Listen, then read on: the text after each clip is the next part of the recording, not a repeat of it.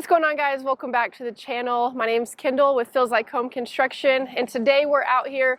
We're building 3 duplexes, 2-story. They're all 4-bed, 3.5 bath. They're going to be modern, open layout, open concept. But we wanted to get into a part 1 series. We're going to document this whole journey from start to finish so you guys can see exactly the process of how we build these things, the rental process towards the end of it, and just take you along the journey with us. Here they just poured all of our footings for the 3 buildings, so we're going to kind of walk you through what goes into that, take a look at the plans, and just show you all the details.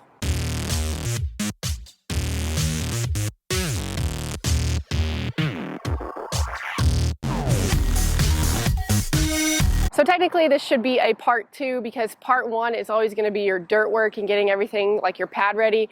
But we actually did this 3-story apartment building right over here next to this. Our pad was already here and the dirt work was done. We just had to get a new compaction test. So we ripped down what was already here, about 10 inches, had the compaction test done. They came back in, did everything. And you always want a third party to your compaction test just to have the appropriate results and the reading. Make sure when you submit it to the city for your permits and approvals.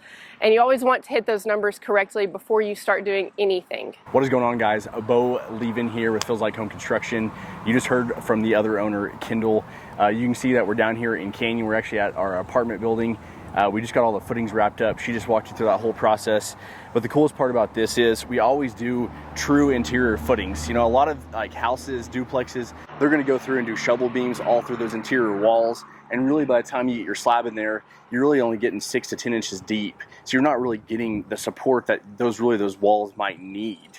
And the nice thing is too, is we always use architects on our projects. So like this project out here, we actually have true 2-foot interior footing. So any load bearing wall, we have a footing that's gonna sit on and support that load. And that's why like our apartment building over here, you know, that thing that we were calculating, it weighs over 1,000,000 pounds. We have had no settling, no sinking because we did the right dirt work and the right foundation. I'm telling you, when you're doing your project, make sure those are some things that you target. That's the 2 most important things I feel like is definitely the dirt and then the concrete, and make sure you have the appropriate rebar size and all that for your weight. But double check those things. You know, you can always tell a huge difference whenever you use a draftsman or you use like an architecture firm. I mean, just make sure you always double check and get the appropriate weight load for what you need and what you're doing. So I'm gonna walk you through over here. You can see it, we just dug all these out. All your exterior walls and actually all our interior walls, a lot of them are load bearing. So we went ahead and did a true, 2-foot footing, obviously 2 foot on the outside. We just did a 12-inch wide footing. Obviously, some spots are a little bit wider too in certain areas. We went ahead and we actually put in number 4 rebar. And the reason why we do that whenever we pour these footings is because we'll go back and we'll bend it back. So when we do the slab, we're actually bending these down. We're attaching this footing to that slab on grade.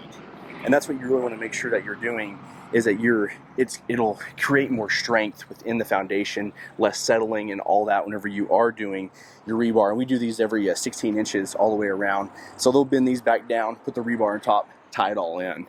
And then you can see right here, we actually have our water stop, because sometimes whenever you pour a foundation separately and you go back and you put the slab on top and it's not a monolithic pour, usually they say that it creates a joint sometimes because there's, the other slab sitting on top. So you might have a joint that's right here because it didn't really bond.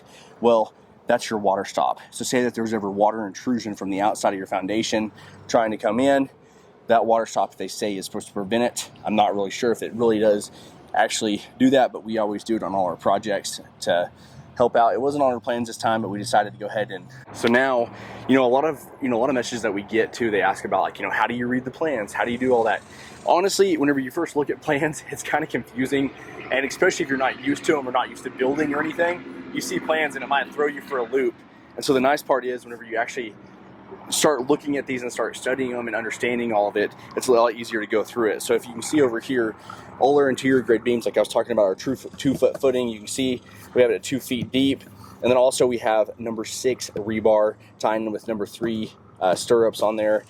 It's pretty self-explanatory whenever you're doing these. You can see the difference. We do a 5-inch pad on these duplexes. Obviously this foundation is a lot more expensive than what your standard residential foundation is. Doing it this way, we know that we're not going to lack anything, and we're doing it right, and it's actually going to last, and we're not going to have, this thing will be here for forever, and hopefully avoid ever any settling because we reach the right dirt work number, dirt numbers, and as well as our concrete. So just make sure whenever you're doing it and you're designing it out, really understand that foundation plan, because that's going to make a huge difference on the way your building's going to last.